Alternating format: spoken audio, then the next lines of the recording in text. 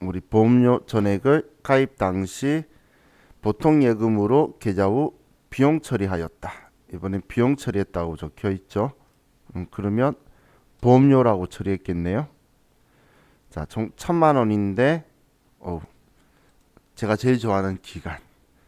딱 절반이 올해 거, 절반이 내년 거죠. 그럼 500만 원만큼 우리 보험료를 취소해 줘야 되겠네요. 내년 거 대변의 보험료 그리고 영업부 출장용이니까 800번대의 보험료고 500만 원 차변에 자, 이 돈은 내년 거 미리 준 비용이다라고 해서 선급 비용이다라고 써줘야 되겠죠. 그렇죠?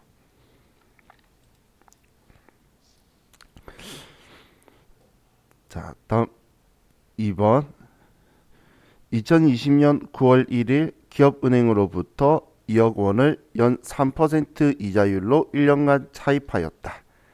이자는 원금 상환과 함께 1년 후 보통 예금에서 지급할 예정이다. 그럼 지금 이 문제는 올해 발생한 이자 차입했으니까 비용을 인식하라는 거죠.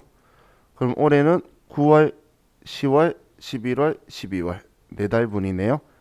그럼 계산해 보면 2억 원에서 이자율이 3%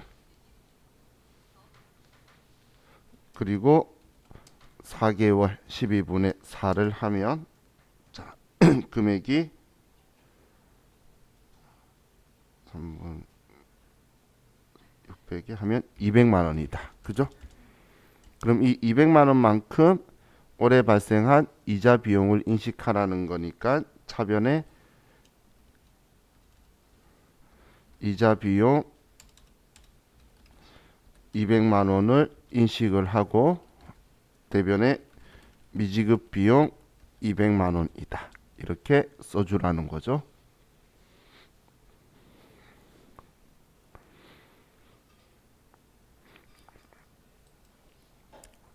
자, 다음 3번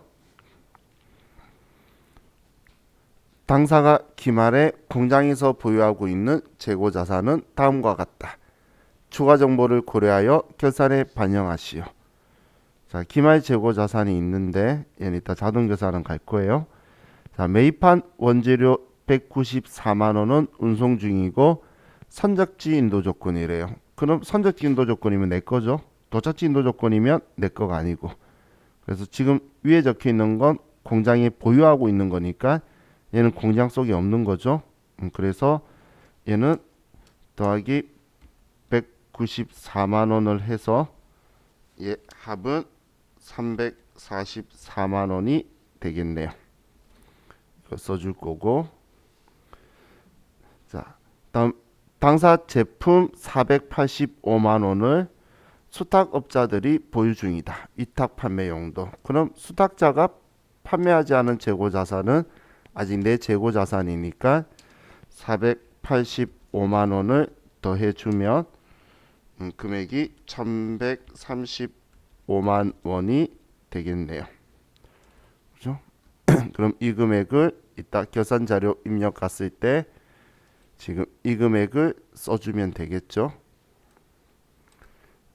기말 제공품은 문제 없으니까 이대로 쓸 거고. 자, 4번에 결산일 현재 외상매출금 잔액에 대하여 1%의 대손 추정률을 적용하여 보증법에 의해 일반 기업 회계 기준에 따라 대손 충당금을 설정한다. 반드시 결산자료 입력 메뉴만 이용하여 입력하시오. 이렇게 해주면 고맙지. 마이너스 떠서 환입이더라도 이대로 그냥 써라 그 이야기죠. 그죠? 그래서 자, 얘는 그러면 자동 결산하면 되고. 자, 5번에 결산 마감 전 영업권 잔액이 3천만 원 있으며 이 영업권은 2020년 5월 20일에 취득한 것이다. 다음 무형자산에 대하여 5년간 월할 균등 상각하며 상각기간 계산 시 5월 미만의 기간은 1월로 한다. 그럼 지금 얘는 3천만 원이라고 뭐 계산 전에 적혀 있다고 하는데 올해 취득했으니까 지금 취득 가격인 거고. 그런데 5월 20일 날 취득했으니까 5월 달을 포함해서 5, 6, 7, 8, 9, 10, 11, 12 8달만큼 사용한 거네요. 그럼 무형자산은 월할 계산할 거니까 3천만 원에 먼저 우리 5년간 그러면 얘는 600만 원이고 600만 원에 곱하기 12분의 8을 하면 400만 원이 나오게 되겠죠. 그러면 이 400만 원으로 뭐 수동 계산하셔도 되고 자동 계산하셔도 되고, 근데 어차피 자동 계산 들어갈 거니까 우리는 자동 계산에서 영업권을 찾아서 400만 원 써주면 되겠네요. 일단 계산만 하면 되겠죠. 자, 그럼 우리는 1번, 2번만 일반 전표 12월 31일 날 일반 전표 12월 31일 날 두 개 분계를 써줄게요. 보험료 500만 원, 선급 비용 500만 원, 이자 비용 200만 원, 대변에 미지급 비용 200만 원.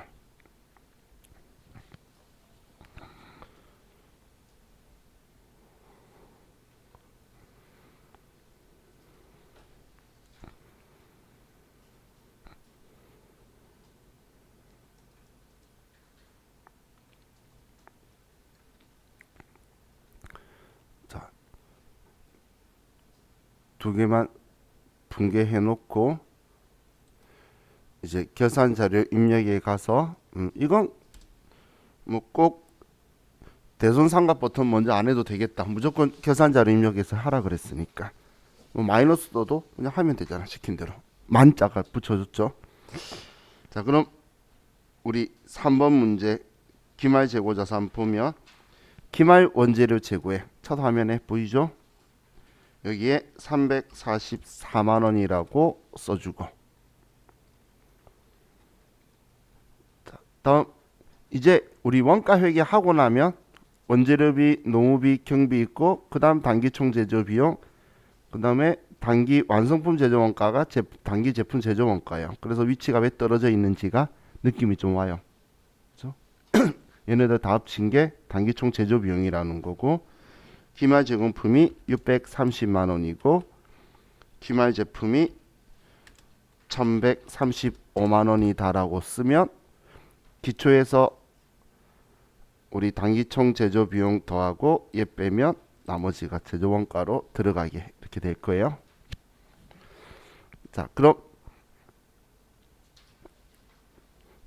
이제 처음 거는 3번은 끝났고, 자 4번은 위에 대손상각 버튼 누르는데, 자 하라는 거 신경 우리가 체크 안 했네요. 제가 외상 매출금에 대해서 1%, 뭐 다른 거 없이 외상 매출금만 1%를 설정하라고 했죠. 그럼 대손상각 버튼 눌러서 1% 외상 매출금인데 마이너스네. 그래도 이것만 이용하라 그랬으니까 마이너스 400만 6 1000 왜 이래 140만 600원을 가지고 결산 만령 버튼 누르고, 사실 실무에서 마이너스로 분개도 돼요. 왜냐면 기존에 있는 거 초과하는 게 아니잖아. 그래서 잔액이 마이너스 안 뜨기 때문에 해도 되는데, 제 생각에는 스마트에 저 기능이 없으니까 또 얘네들이 또 한번 걔네들 약 올리려고 쓰는 것 같은 그런 느낌이에요. 의제로 매입하고 느낌 비슷한 느낌이죠. 자, 그럼 이제 얘는 되고, 다음 외상 매출금만 하라 그랬으니까 외상 매출금만 해놓고, 그다음 영업권에 대해서 400만 원 수동 계산 안 하신 분은 저처럼 영업권에다가 400만 원이라고 써주셔야 되죠. 이렇게.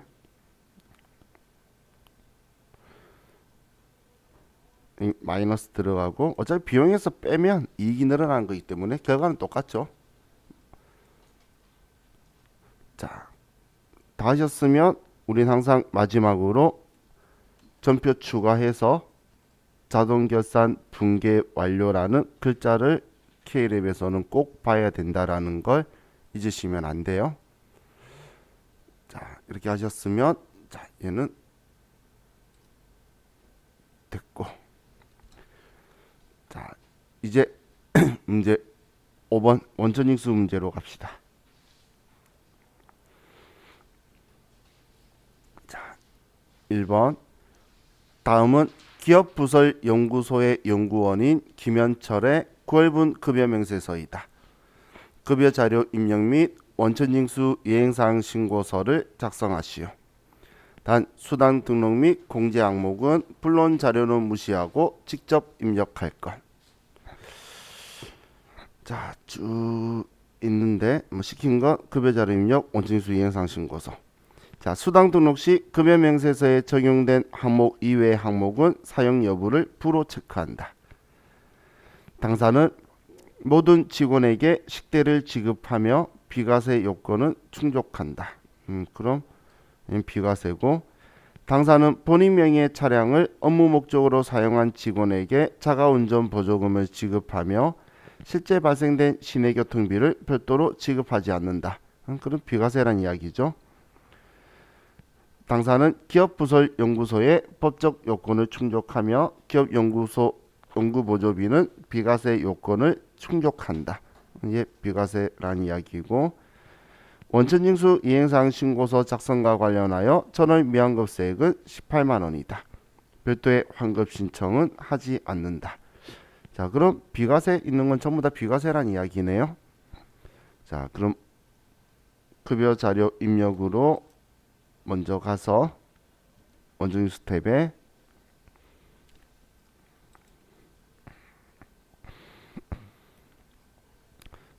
자, 수당 공제 탭을 클릭하고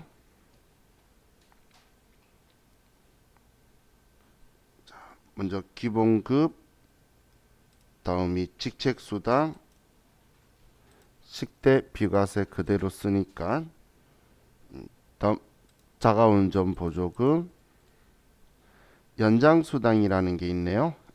연구원이기 때문에 그냥 연장수당은 과세로 만들어주고,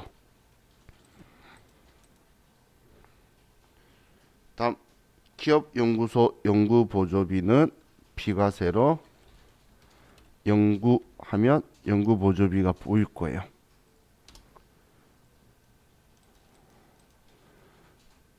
그럼 나머지는 사용하지 않는 거는 부라고 하라 그랬으니까 부라고 하면 지금 문제에서 딱 6개고 6개 다 잘 들어왔네요. 우리 비과세 이야기했던 이 3개만 비과세고 나머지는 다 과세로 들어와 있죠. 자, 이렇게 하고 이제 확인한 후에 자, 9월분 급여고 이거 잘 신경 써야 됐네. 자, 9월분 급여 명세서인데 지급은 10월 10일이죠. 10월 10일이고 김현철 씨 급여 250, 30만 원, 15만 원, 30만 원, 20만 원, 30만 원. 국민연금, 건강보험,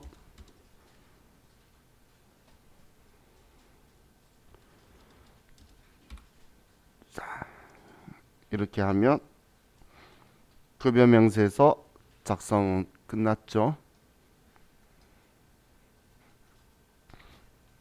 공제총액 일치하니까 자, 입력한 거고. 자, 그럼 이제 원천징수 이행사항 신고서는 귀속은 9월, 지급은 10월 되겠죠. 그죠? 그럼 이제 창 닫고 원천징수 이행사항 신고서에 가서 귀속은 9월부터 9월, 지급은 10월부터 10월이다. 이렇게 해서 얘 불러오고 전월 미환급세액이 18만 원 있다. 이번에 납부할 거 없이 또 넘어가고 환급 신청 안 한다고 한 것 여기 비워두라는 이야기고,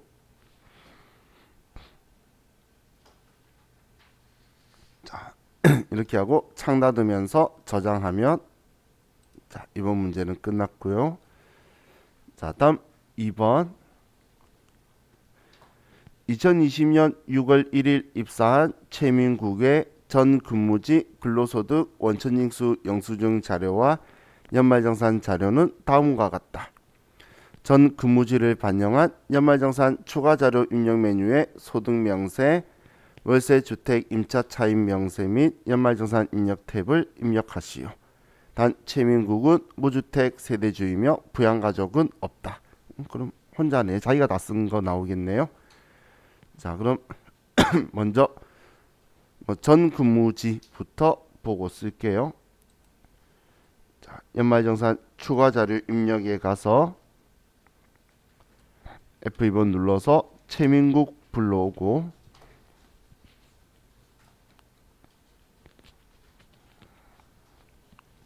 자 소득명세에 가서 먼저 전 근무지 거부터 쓸게요.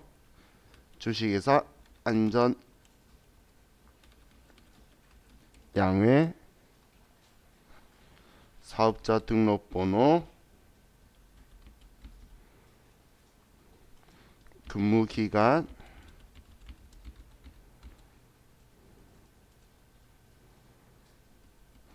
급여 1,800만 원에 상여 200만 원.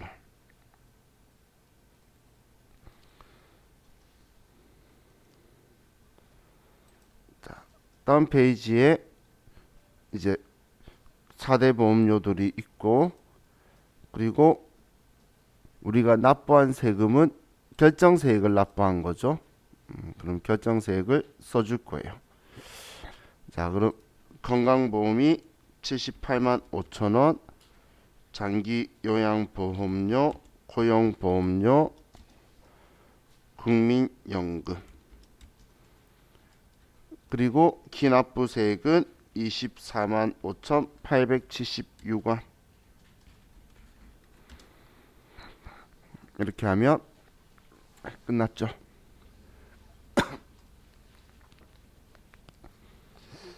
자, 그럼 이제 두 개 합산되어서 연말정산할 준비가 되었고,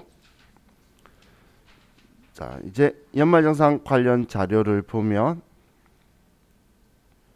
자 보험료는 자동차 보험이 있고 저축성 보험이 있고, 저축성 보험은 전부 다 본인 거예요. 부양가족 없다 그랬으니까. 자 의료비는 치료 목적 허리디스크 수술비인데 본인 카드로 결제했대요.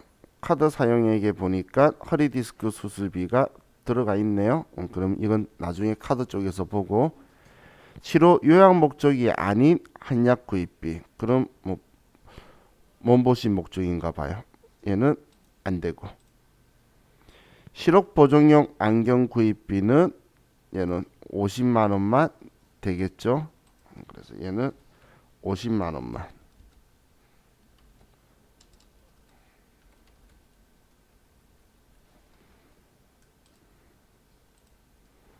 자, 다음 대학원 등록금은 뭐 본인이니까 되는데, 영어 학원비가 업무 관련성이 없대요. 관련성 있어도 안 돼요. 대학원만 되고, 기부금은 종교단체 기부금, 종교단체 외 지정 기부금, 뭐 문제 없고, 다음 신용카드는 3,400만 원 있는데 이 중 800만 원은 본인이 근무하는 법인의 비용에 해당하는 부분이고, 360만 원은 허리디스크 수술비다. 그럼 우린 사업자 경비인 800만 원은 안 되고, 의료비는 이중공제가 되고, 그럼 800만 원을 빼면 얘는 2,600만 원만 써줘야 되겠네요. 그죠? 이거만 되고, 현금 영수증은 250만 원인데 30만 원은 대중교통 이용분이고 12만 원은 공룡관람 사용분이에요. 우리 문화공연도 도서 박물관 문화공연 되죠. 그럼 이 금액에서 32만 원을 빼고 현금 영수증에는 300 산수가 안 돼요.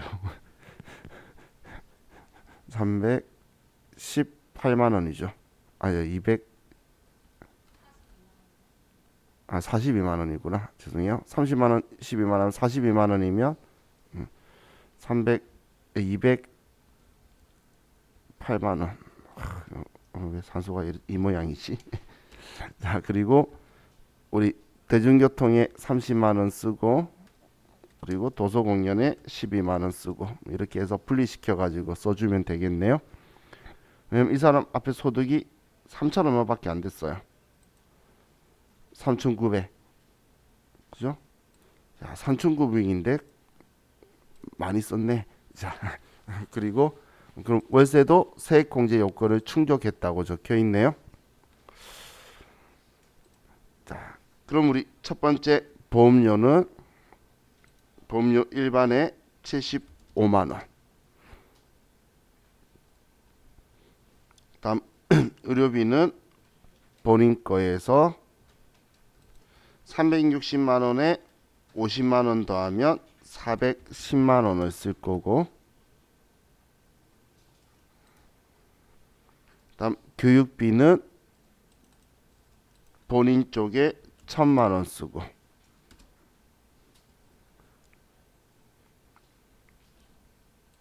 다음 기부금에 가서 종교단체 기부금에 300만 원, 종교단체 외 지정 기부금에 10만 원.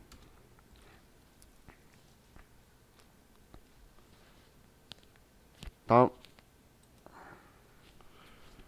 신용카드로 가서 신용카드에 방금 2,600만 원.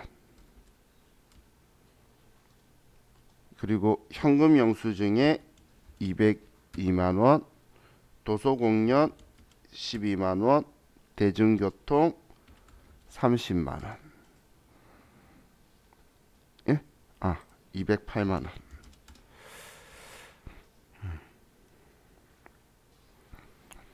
자, 이렇게 하면 신용카드 입력이 끝났고, 다음 월세는 임부자, 주민등록번호, 다가구 주택 2번, 52제곱미터,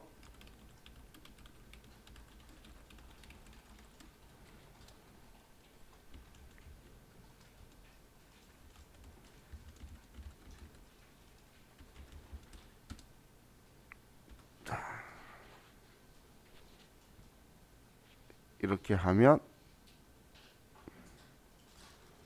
자, 얘는 끝이죠. 그죠? 자, 이제 이론 문제로 갑시다.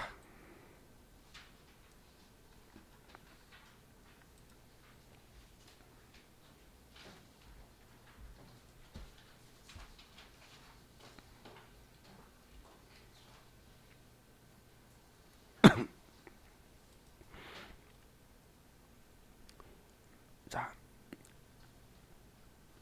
1번 문제 볼게요. 다음 중 회계 정보의 질적 특성에 대한 설명으로 틀린 것은? 자, 목적 적합성에는 예측 가치, 피드백 가치, 적시성이 있다. 자, 우리 주요 질적 특성 하면서 목적 적합성은 제가 예피적, 그리고 신뢰성은 검표중, 검증 가능성, 표현의 충실성, 중립성. 그럼 1번, 2번은 맞다. 그죠? 우리 질적 특성에 있던 거에서. 자, 다음 3번에 예측 가치는 정보 이용자의 당초 기대를 확인 또는 수정할 수 있는 것을 말한다. 확인적 역할은 피드백이죠. 그래서 제가 피드백 가치의 확인적 역할이라고 적었던 거.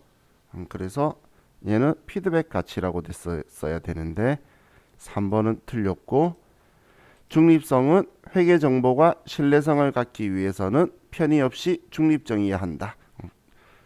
맞죠? 그래서 틀린 답은 3번이 틀렸네요. 자, 다음 2번. 다음 중 유가증권에 대한 설명으로 가장 틀린 것은? 채무증권은 취득한 후에 만기 보유 증권, 단기 매매 증권, 매도 가능 증권 중에 하나로 분류한다. 맞죠? 지분법 적용 투자 주식은 지분증권이니까 얘는 채무증권 이야기했으니까 이 세 개 중에 하나로 분류를 할 거고, 2번은 만기 보유 증권으로 분류되지 아니하는 채무증권은 매도 가능 증권으로 분류한다. 바로 위에서 얘 세 개 중에 하나라고 해놓고서 얘라고 하면 얘는 틀렸죠. 단기 매매 증권이나 매도 가능 증권으로 말했어야지. 그죠? 다음 3번에 매도 가능 증권에 대한 미실현 보유 손익은 기타 포괄 손익 누계 항목으로 처리한다. 매도 가능 증권 평가 손익은 기타 포괄 손익 누계. 단기 매매 증권에 대한 미실현 보유 손익은 단기 손익, 영업외 수익 비용으로 처리하니까 틀린 답은 2번이 틀렸죠.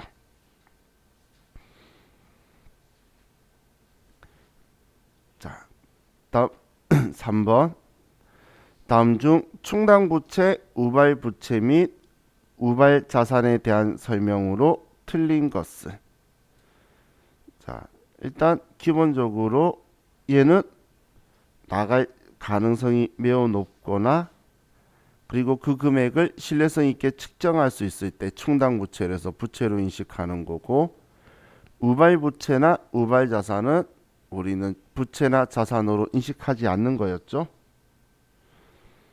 자, 그럼 1번의 우발 부채는 부채로 인식하지 않으나 우발 자산은 자산으로 인식한다. 왜? 얘는 뒤에 자산으로 인식한다고 적혀 있어서 틀렸죠. 자, 이번에 우발 부채는 자원 유출 가능성이 아주 낮지 않은 한 주석에 기재한다. 너무 낮으면, 전부 다 낮으면 아무 때도 표시 안 하지만, 그게 아니면 우리는 주석에는 기재를 하죠. 충당 부채는 자원 유출 가능성이 매우 높은 부채. 충당 부채는 그 의무 이행에 소요되는 금액을 신뢰성 있게 추정할 수 있다. 이 두 개가 다 돼야 충당 부채라고 사실 이야기할 수가 있는 거죠. 그렇기 때문에 1번이 틀렸네요. 자, 다음 4번.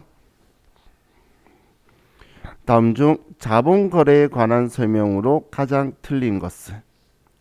1번 자기 주식은 취득 원가를 자기 주식 과목으로 하여 자본 조정으로 회계 처리한다.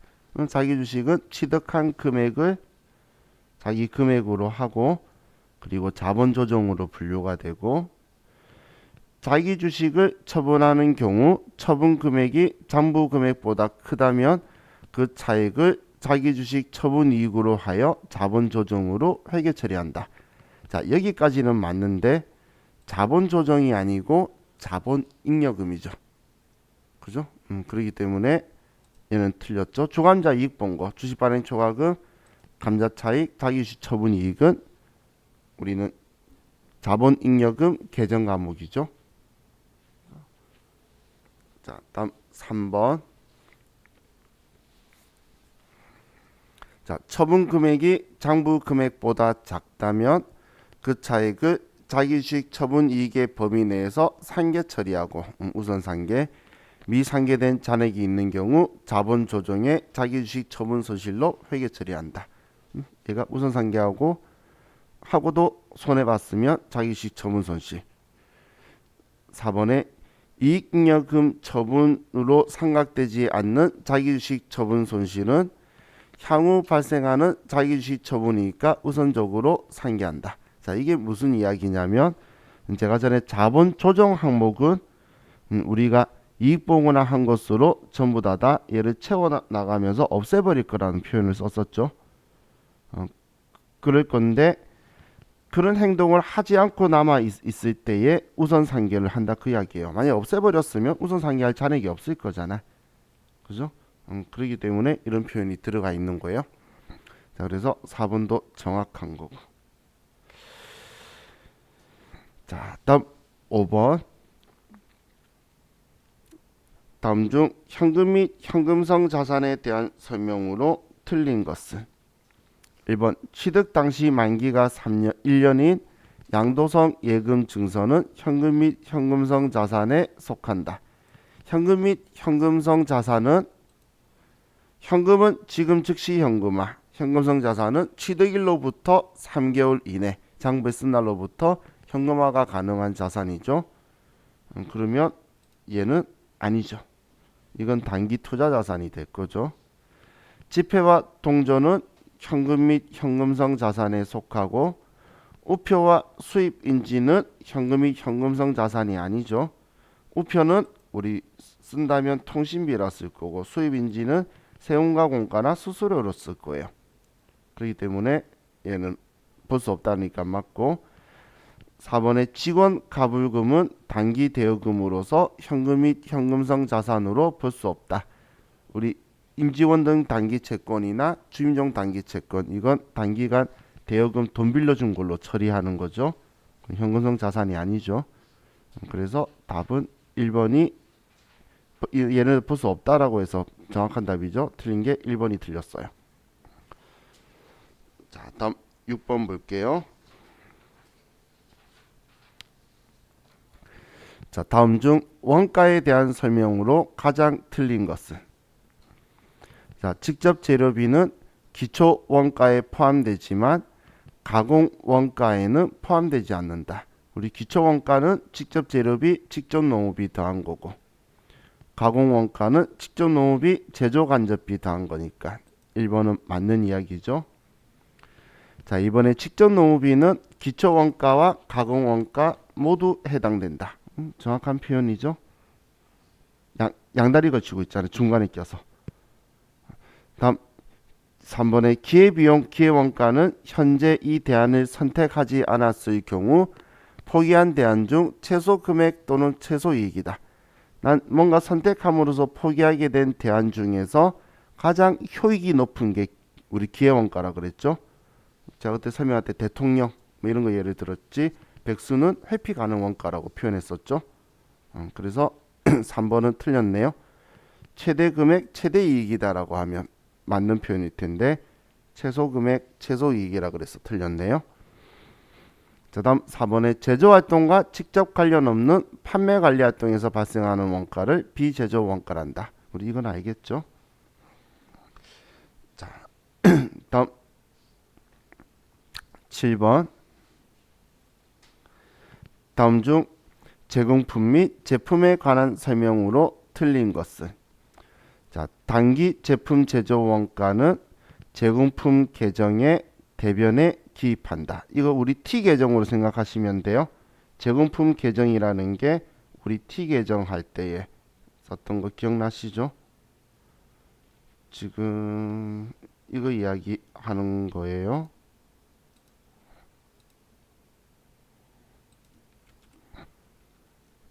여기에서 제공품 계정은 이라고 말하는 거. 이 제공품 계정은 기초 제공품 재고액 단기 총 제조 원가 기말 제공품 재고액 단기 제품 제조 원가.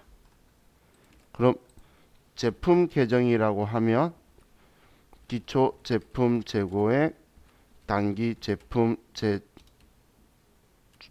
원가 기말 제품 재고액 매출 원가다. 그럼 제공품 계정에서는 대변에 기입이 되는 거고 제품 계정에서는 차변에 기입되는 거예요. 지금 이 위치로 보시면 돼요. 이게 이 계정 과목의 T 계정인 거예요. 그럼 매출 원가는 제품 계정에 대변에 기입한다. 맞죠? 자, 그리고 기말 제공품은 손익계산서에 반영된다. 기말 제공품, 기말 제품, 기말 원재료는 재무상태표에 기말 재고자산으로 들어가는 거예요. 그럼 손익계산서라고 했으니까 틀렸죠. 여기에서 손익계산서에 가는 애는 얘예요. 매출 원가하고 단기 제품 제조 원가가 손익계산서에 들어가서 얘네들이 되는 거죠. 얘는 재무상태표로 가지 손익계산서 가는 게 아니고 얘만 손익계산서로 가죠. 자, 그리고 직접 재료비, 직접 노무비, 제조 간접비 합계를 단기 총 제조 원가라고 한다. 맞죠? 무수히 많이 이야기했던 것 같아요. 자, 다음 8번. 자, 주식회사 세계는 직접 배분법을 이용하여 보조부문 제조 간접비를 제조 부문에 배분하고자 한다. 보조부문 제조 간접비를 배분한 후 절단 부분의 총 원가는 얼마인가? 자, 이번엔 직접 배분법이에요. 그럼 직접 배분법은 보조 부분 간의 이 서로 용역 수수 관계를 전혀 고려하지 않는 거죠. 자, 그럼 자, 얘네들을 아이고.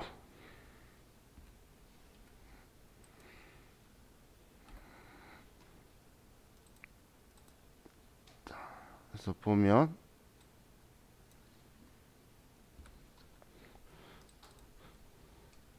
전력 부분은 자기한테 발생한 게 20만 원인데 위에 거 가지고 보면 그럼 이 20만 원이 5대5 똑같이 썼네요. 그러면 10만 원, 10만 원. 얘 둘이의 비율로 계산한 거고, 다음 수선 부문은 자기한테 발생했던 게 40만 원인데 그럼 우리는 8분의 6 40만 원에 곱하기 8분의 6 하게 되면 금액이 30만 원. 그럼 얘는 40만 원에 곱하기 2분의 8 하면 10만 원. 자, 그럼 우리가 더해야 될 숫자는 얘하고 얘. 잠시만요. 조립이 아니고 절단 부분이구나. 자, 절단 부분의 총원가를 물어봤으니까 얘하고 얘. 그러면 자기한테 발생한 50, 전력 부분한테 받은 거, 수선 부분한테 받은 거. 그래서 답이 70만 원이 총 원가가 되게 되겠네요. 그래서 답이 2번이죠.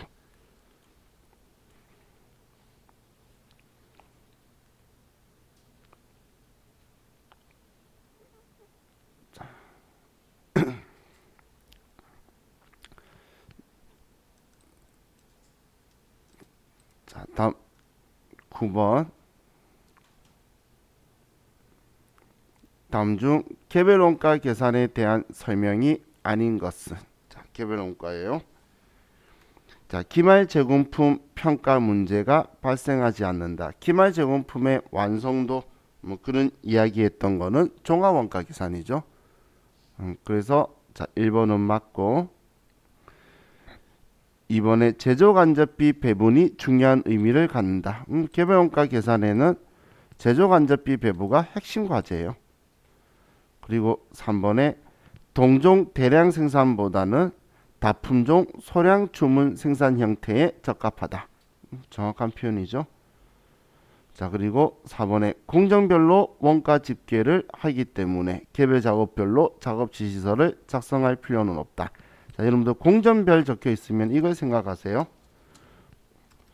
공정별 종합 원가 계산이라는 게 있어요. 우리 자동차 만들고 하는 게 자동차 공정별로 해서 그 차가 프레임이 몇 개가 지나갔는지 해서 나누기 n분의 1 해가지고 공정별 금액을 더해서 차 원가를 계산을 해요. 우리 그 자동차 같은 경우에 본닛 붙이는 공정이 있죠. 그러면 큰 크레인이 붙여가지고 그 본닛 있는 곳으로 프레임이 가요. 그러면 거기에 있는 직원이 뭐 2인 1조나 3인 1조고 부속품들이 막 있겠죠. 그러면 거기에 들어가는 사람들 인건비, 부속품 가격 전부 다를 합산해서 몇 대 차가 지나갔는지 해서 이 공정에서 얼마, 뭐 타이어 붙이는 곳에서 얼마 이런 식으로 해서 다 합치는 방식이니까 종합원가 계산이라는 거예요. 그래서 얘는 틀린 거죠. 그래서 개별 원가 계산에 공정별 이런 말 나오면 틀렸다고 보시면 돼요. 자, 다음 10번. 다음 자료를 이용하여 비정상 공선 수량을 계산하면 얼마인가? 단 정상 공소는 단기 완성품의 10%로 가정한다. 그럼 우리 제공품에서 수량 가지고 하면 기초, 착수, 기말, 완성. 그럼 기초가 200, 착수가 600, 기말이 50. 그럼 우리는 완성이 650이다라고 하면 800개가 완성돼야 되는데 총 합이 700이라면 공손품은 100개가 되겠죠. 그럼 여기에 정상 공소는 우리는 단기 완성품의 10%니까 650에 10%를 하면 얘는 65개죠. 그러면 비정상 공소는 35개가 되게 되겠네요. 그래서 답은 4번. 그죠? 전체 공손에서 정상 공손 허용 한도를 넘어간 게 비정상 공손이죠. 그래서 인정하는 게 완성품의 10%다라고 해서 이거의 10%였던 거예요. 자, 다음 11번. 자, 다음은 부가가치세법상 사업자 단위 과세 제도에 대한 설명이다. 가장 틀린 것은 1번 사업장이 둘 이상 있는 경우에는 사업자 단위 과세 제도를 신청하여 주된 사업장에서 부가가치세를 일괄하여 신고와 납부, 세무계산서를 수취할 수 있다. 사업자 단위 과세 제도니까 정확한 지문이죠. 신고 납부도 되고 한 군데서 다 할 수 있고. 이번 주된 사업장은 법인의 본점 주사무소를 포함한다. 또는 개인의 주사무소로 한다. 다만 법인의 경우에는 지점을 주된 사업장으로 할 수 있다. 자, 우리 사업자 단위 과세 제도와 주사업장 총괄납부 제도의 차이가 지점을 주사업장으로 쓸 수 있다 없다였어요. 그래서 주사업장 총괄납부 제도는 지점을 주사무소로 할 수 있지만 사업자 단위 과세 제도는 본점만 된다라고 했죠. 그래서 얘가 틀렸네요. 분사무소는 주사업장으로 할 수 없기 때문에. 자, 그리고 주된 사업장 한 개의 사업자 등록번호를 부여한다. 이게 사업자 등록번호 통일시키는 게, 일치시키는 게 특징이고. 4번에 사업장 단위로 등록한 사업자가 사업자 단위 과세 사업자로 변경하려면 사업자 단위 과세 사업자로 적용받으려는 과세기간 개시일 20일 전까지 변경 등록을 신청해야 된다. 맞죠? 20일 전까지. 그래서 틀린 거는 2번. 자, 다음 12번. 다음은 부가가치세법상 영세율과 면세에 대한 설명이다. 가장 틀린 것은 1번 재화의 공급이 수출에 해당하면 면세를 적용한다. 수출에 해당하면 영세를 적용해야지. 면세라고 해서 일단 처음부터 틀렸네요. 면세 사업자는 부가가치세법상 납세 의무가 없다. 부가세 없는 물건만 파니까. 3번 간이과세자는 간이과세를 포기하지 않아도 영세율 적용받을 수 있다. 간이과세자는 과세사업자이기 때문에 그냥 영세율 적용된다라고 했어요. 간이과세자는 영세율도 되고 의제매입세 공제도 되고 전부 다 적용받을 수 있어요. 다음 4번에 토지를 매각하는 경우에는 부가가치세가 면제된다. 토지는 부가가치세 없는 면세죠. 공급에서는. 그래서 답은 1번이 틀렸네요. 자, 다음 13번. 다음은 수정세금계약서 또는 수정전자세금계약서의 발급 사유 및 발급 절차를 설명한 것이다. 가장 틀린 것은 자, 1번 계약 해제로 재화나 용역이 공급되지 아니한 경우 계약이 해제된 때는 그 작성일을 계약 해제일로 적고 우리 계약 해제한 날짜로 수정세금계약서 발행했었죠. 그리고 처음 세금계약서 작성일을 덧붙여 적은 후 지금 전자라면 비곡칸에 쓰고 붉은색 글씨로 쓰거나 음의 표시로 하여 발급한다. 우리 마이너스로 해서 발행을 하는 거죠. 종이 때는 빨간색으로 쓰고 그랬었어요. 이번에 면세 등 발급 대상이 아닌 거래 등에 대하여 발급한 경우에는 처음에 발급한 세금계약서 내용대로 붉은색 글씨를 쓰거나 음의 표시를 하여서 우리는 공급가액에 대해서 착오로 쓰게 될 거죠. 자, 다음 3번은 처음 공급한 재화가 환입된 경우 처음 세금계약서를 작성한 날을 작성일로 적고 비곤안에 재화가 환입된 날을 덧붙여 적은 후 붉은색 글씨로 쓰거나 음의 표시를 하여 발급한다. 왜? 자, 우리 환입 반품 받았을 땐 반품 받은 날짜로 해서 세금계약서 발행했던 거 기억나시죠? 처음 세금계약서 작성한 날을 작성일 쓰는 게 아니라 환입된 날을 쓰는 거고 비곡칸에 당초 공급 일자리에서 처음 공급한 날을 쓸 거예요. 그렇기 때문에 얘는 반대로 썼네요.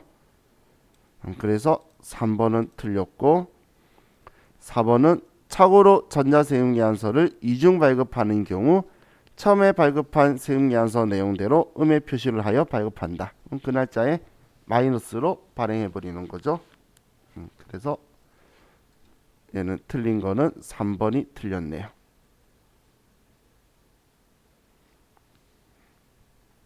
자, 14번. 자, 다음은 소득세법상 납세 의무자에 관한 설명이다. 가장 틀린 것은 자, 1번 외국을 항해하는 선박 또는 항공기 승무원의 경우 생계를 같이 하는 가족이 거주하는 장소 또는 승무원이 근무기간 외에 기간 중 통상 체제하는 장소가 국내에 있을 때는 당해 승무원의 주소는 국내에 있는 곳으로 본다. 정확한 지문이죠. 우리 해외 다니고 하는 사람들이 주로 머물고 있는 곳을 기준으로 해서 우리는 거주자, 비거주자로 볼 거예요. 두 번째, 국내에 거소를 둔 기간은 입국하는 날의 다음 날부터 출국하는 날까지. 정확한 표현이고, 세 번째, 거주자란 국내에 거소를 두거나 183일 이상의 거소를 둔 개인을 말한다. 이게 우리 거주자죠. 국내의 모든 소득에서 과세할 사람.